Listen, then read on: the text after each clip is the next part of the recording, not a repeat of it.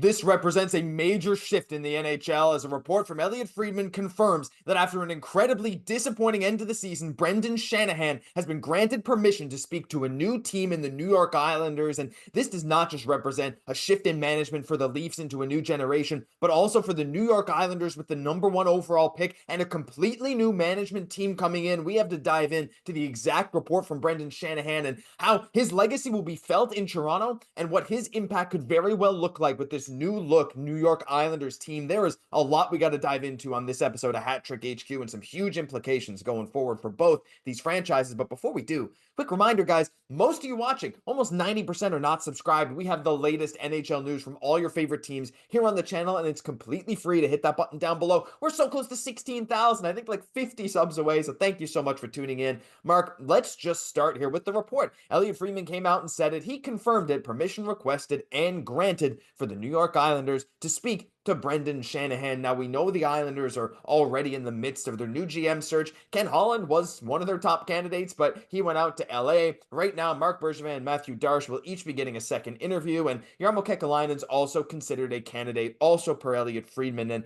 Mark, we'll start on the New York front. We'll be getting into Toronto a little bit later, but when you're looking at the Islanders and you're looking at a guy like Brendan Shanahan, how do you see him causing a shift in this team moving forward? I mean, as someone who understands a lot about the Leafs, I think some stuff that happened with Shanahan in Toronto could represent something very different for a lot of Islanders fans. I mean, listen, the biggest thing is, in the grand scheme, you're looking at Shanahan, the Shanahan plan, as a complete failure. We've seen a Toronto team not be able to make that push into the playoffs, to win a Stanley Cup. I know it's the hardest sport to win a Stanley Cup, but consecutive blowing game sevens, blowing leads, going in and losing to the same people over and over again without making a change does rub Leafs fans the wrong way, myself included. But when looking at Shanahan as someone that can come in to take over the hockey ops of a team, he has done a good job. I mean, being linked to this team, we know that he's going to go in. We know the Leafs are most likely going to move on. They did have the Leafs in a situation where they got to the stage, though, where they could be competitive,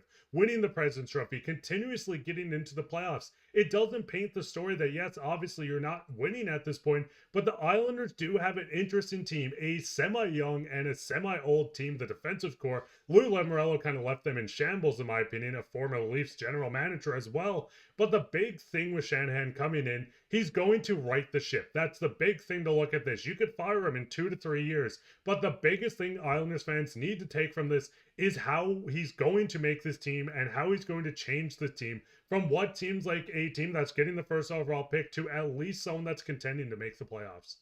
Like Brendan Shanahan, too, again, took a Leafs team that was struggling and turned them into a perennial playoff contender. I know regular season merchants, say what you will, but the team was very talented and they put together a good roster. It sure seems like Brendan Shanahan really stuck to his laurels when looking at this team and said, him and Dubas for that long time was like, keep that core four together. We're not approving trades for other guys like Mitch Marner or whoever else, right, over the past number of years. So that may come as a worry to Islanders fans, but regardless, looking at the way the Islanders are built now with so much young talent, Noah Dobson, who's an RFA, will be probably coming back. Matthew Barzal is still young. You do have some veterans there like Pulock, like Pelech, and of course you have Bo Horvat down the middle. But with that first overall pick coming, could be Schaefer, could be Misa, could be James Hagens. We don't know at this point.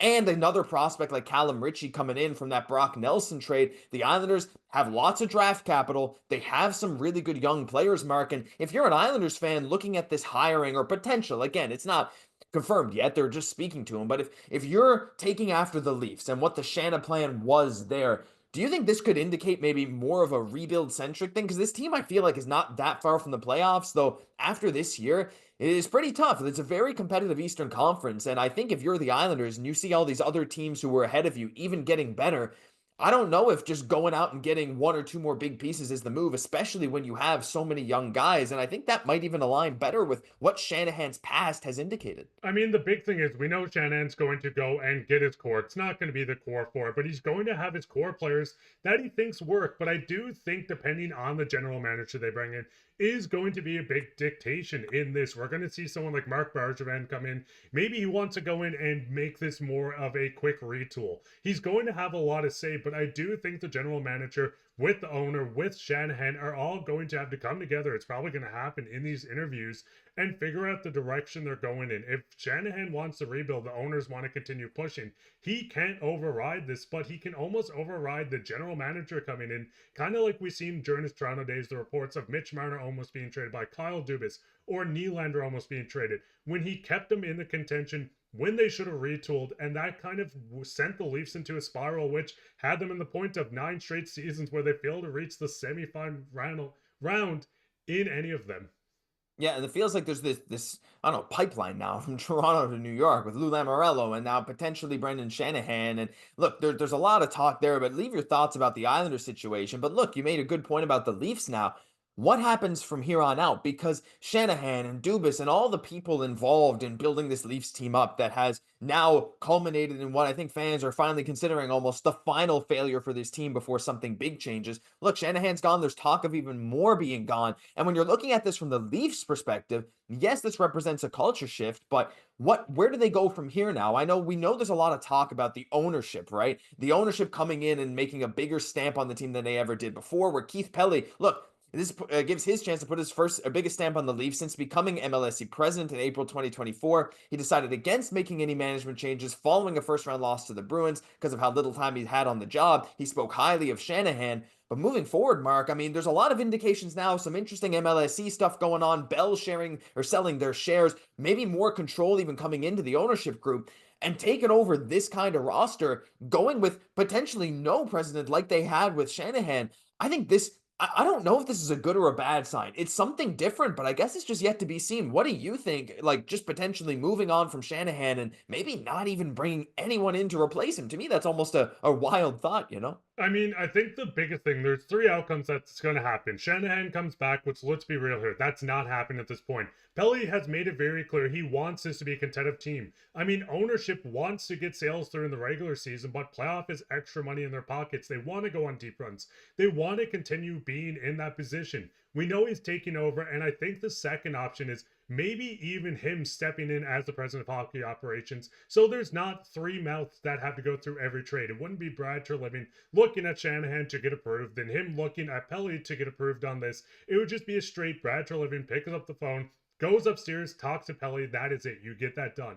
There's also something speculating on the internet right now that maybe the Leafs look at maybe bringing in a new GM and letting Brad Treliving move up into the second position. I can't see that happen, especially with him getting all these assets, bringing in players that he wants. But Josh, I don't know your thoughts. Do you think it would be better to hire someone else, bring in a familiar face to take over that role, or do you think they should just do the one phone call away from ownership straight to Treliving? I mean, it's hard to say because like these ownership and management decisions, they're so different at so many different levels of the NHL, so many different teams. It's all about just getting that product on ice that works. And I'm gonna be honest, I think at this point, any major change to the Leafs front office, their structure, how they do things, is probably a welcome one. And we're talking about familiar faces, maybe someone new. Like I honestly think as long as it's something very different that represents a shift in how the Maple Leafs operate, again, with Marner likely gone, Tavares probably coming back at a discount, you still have a lot of tools to play with here. You never know if Pacioretty will come back on a nice cheap deal, right? So ultimately, at the end of the day, it does come down to roster construction for Toronto because this core four, it didn't work. There was too much cap tied up, especially in that flat cap era after COVID, where you just couldn't make a good team around them. Now, maybe if they had certain other aspects of their game, like again, I don't want to harp on this too much of not showing up when it mattered most, but when you have multiple guys that do that every single year, that is a bit of a problem. So maybe bringing in other guys who are more physical, bring that energy, whatever, whatever. I'm not going to speculate on how to fix this team, but